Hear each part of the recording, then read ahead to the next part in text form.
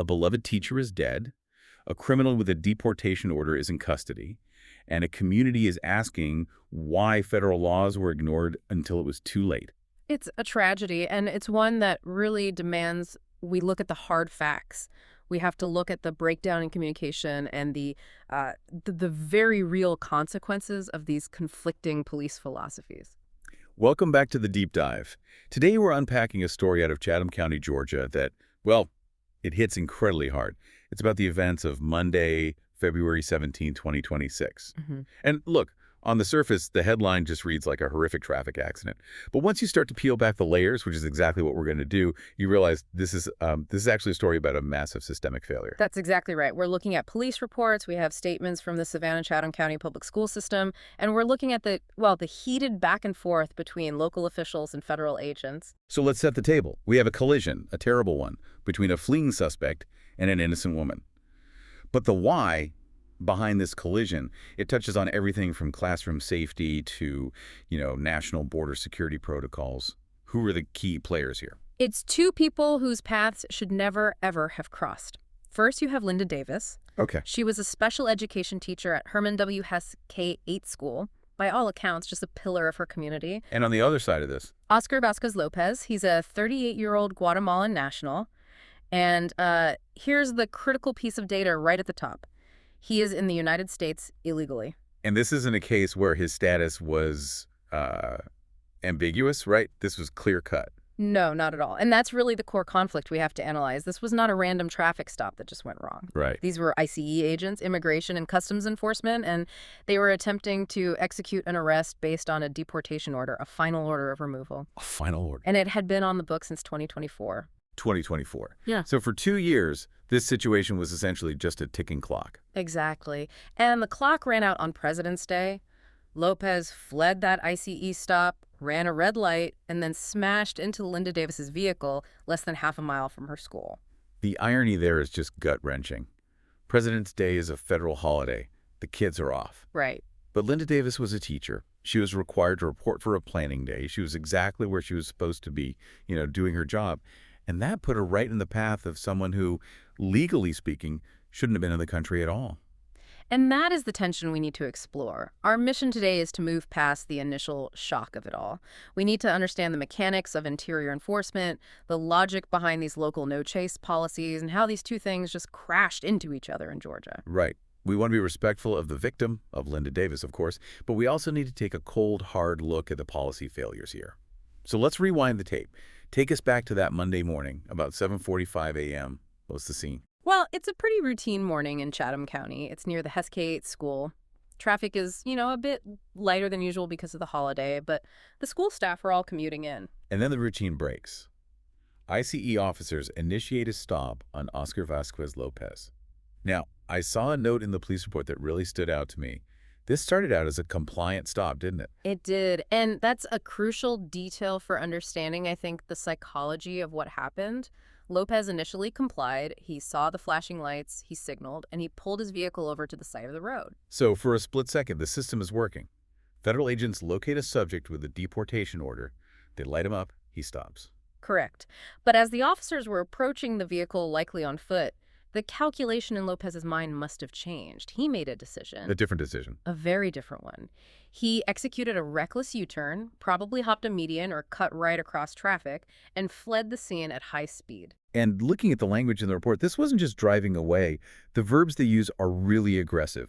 He fled, he ran the red light, and ultimately he smashed into her car. The physics of that crash were just devastating. Lopez, despite being the one who initiated the whole thing, sustained only minor injuries. He literally walked away from the wreckage. Unbelievable. But Linda Davis was rushed to a local hospital, and the trauma was just too severe. She didn't survive. It's the classic tragic injustice of these kinds of crashes. The person at fault so often walks away.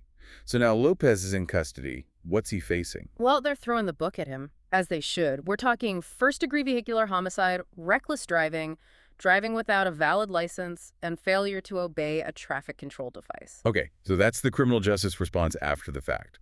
But the purpose of this deep dive is to figure out the before. You said 2024 earlier. Let's drill down on that. What does it actually mean to have a deportation order since 2024? This is where you have to get a little technical. A deportation order or a final order of removal, it isn't a suggestion. It's not a request. Right. It means this individual has very likely already gone through the entire immigration court system. A federal judge has heard the case and has ruled that he has no legal basis to remain in the U.S. So he's exhausted all his chances, all his appeals. In most cases, yes. It means the legal debate is over. The only step left is the physical removal from the country. But here's the question I think every listener is asking. If a judge said go in 2024, why is he driving a car in Georgia in 2026? That is the breakdown of what's called interior enforcement. IC has limited resources. They have to prioritize who they go after, and often they prioritize people with extensive criminal records. Okay. But here's the catch. According to the Chatham County Sheriff's records, Lopez had no prior criminal history in the county. In the county. That feels like a very specific qualifier. It is the most dangerous kind of qualifier. It really highlights this gray man theory. He might not have been arrested in Chatham County before, but he was still a Guatemalan national present illegally with a federal order against him. So the lack of a local rap sheet doesn't mean he was a law-abiding resident. Not at all. It just means he hadn't been caught by the local deputies yet. It creates this false sense of security. The local police look at their database and see a blank screen. But the feds, ICE, they have a different database, and theirs is just flashing red. Precisely. IC knew exactly who he was. That's why they were there that morning. They were doing their job, the job of locating someone who would slip through the cracks. Before we get into the friction between the local police and the feds, which is getting really heated, I want to pause and just talk about Linda Davis. In these policy discussions, the victim can become just a name in a file. Who was she? It's vital we ground this in the human cost. Linda Davis wasn't just a teacher. She was a special education teacher. And for those who don't know, that is an incredibly demanding role. You're not just teaching curriculum. You're managing behavioral needs, emotional development, all sorts of challenges. It requires a level of patience most people just don't have. Her principal, Alana McMullen, she described her as a dedicated educator and a beloved member of the community. She said Davis dedicated her entire career to making sure every child felt supported, valued, and capable of success. That phrase, capable of success, that really sticks with me. Special ed is so often about fighting for kids that the rest of the world might just overlook.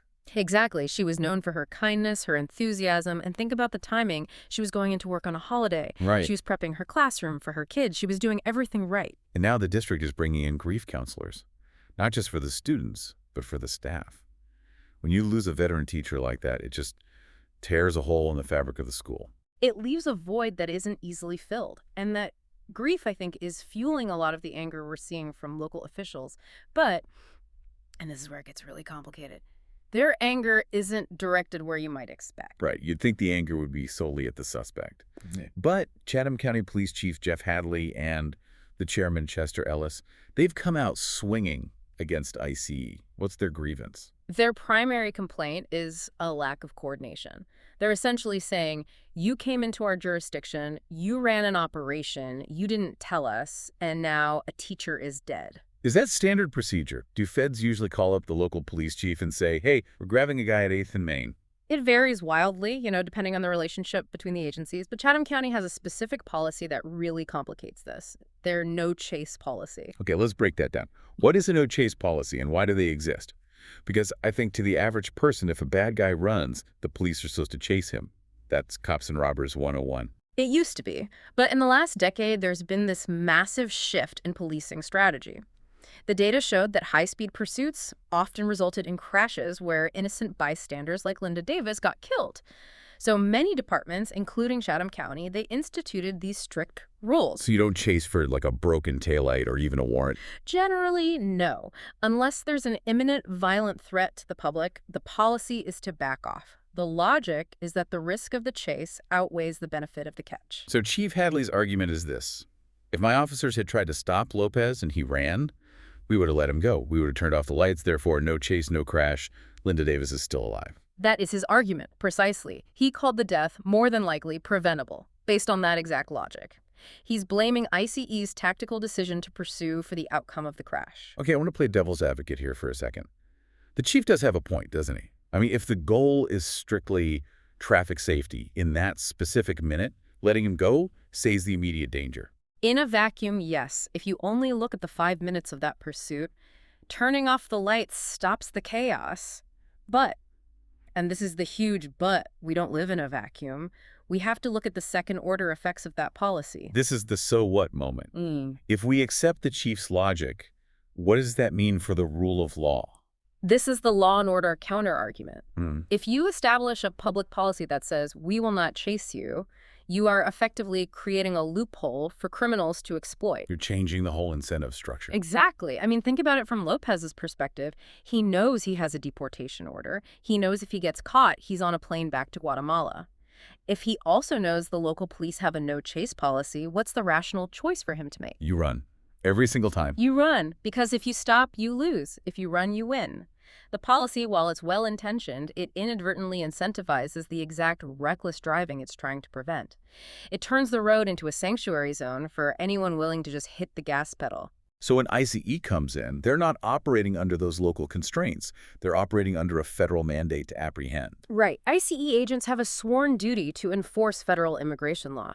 They can't just adopt a policy of, if they run, we let them go, because their entire job is to catch people who are already evading the law. It really seems like the local officials are trying to reframe the blame here. By focusing on notification, they avoid talking about the root cause. It's a deflection. The source material we have notes that ICE attributes the accident entirely to Lopez's decision to flee. And legally, morally, that is where the weight has to fall. Personal responsibility. It wasn't the police lights that steered the car into Linda Davis. No. Oscar Vasquez Lopez is a 38-year-old man. He made a sequence of choices. He chose to stay in the U.S. past 2024. He chose to drive without a license. He chose to pull over. And then he chose to execute a dangerous U-turn and speed through a red light. To blame the law enforcement officers for the criminal's reaction, it feels like a breakdown of logic.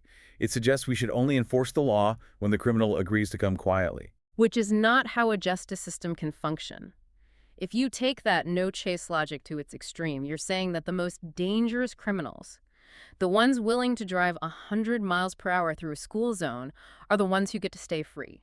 You're prioritizing the safety of the pursuit over the safety of the community. And let's look at the alternative here. Let's say ICE didn't try to stop him. Or they tried, he ran, and they backed off. Lopez goes home. He's still in the community. He remains in the community. An individual who has already disregarded a federal judge's order remains free. And who knows what happens next week? Maybe he causes a crash while driving drunk. Maybe he commits another crime. The threat doesn't disappear. The prevention point the chief talks about is so interesting. He says the death was preventable because of the chase. But isn't there a much earlier prevention point? That's the key insight. The true prevention point was 2024. If that deportation order had been enforced when it was issued, if we had a system that efficiently located and removed individuals with final orders, Lopez isn't on the road in 2026. He isn't there to crash into anyone in the first place. Precisely. The failure wasn't that the police were too aggressive on Monday. It's that the system was too passive for the 2 years prior. It allowed a situation to fester where a man with a deportation order felt bold enough to be driving around and bold enough to run when he was finally caught. So to wrap this up, what are we left with? We're left with a stark picture of a fractured system. You have federal mandates clashing with local softness, and in the gap between them, chaos happens. Innocent people get hurt. Innocent people get hurt. It's a story that's painful to hear, but we can't look away from it. Okay, so here's the summary for you to take away. A teacher doing her job was killed by a man who, according to federal orders, shouldn't have even been in the country. And instead of a unified front against that, we have local officials blaming federal agents for trying to enforce the law. And that leads us to the big question we need to leave you with. Right. I want you to really mull this over. We talk a lot about community safety and harm reduction, but you have to ask yourself, when local policies prioritize the comfort of no-chase rules over the enforcement of federal deportation orders, are we actually making our communities safer? Or are we simply surrendering our streets to those who have no legal right to be there? It's a question every listener needs to answer for themselves. Stay informed, stay safe, and we'll catch you on the next Deep Dive.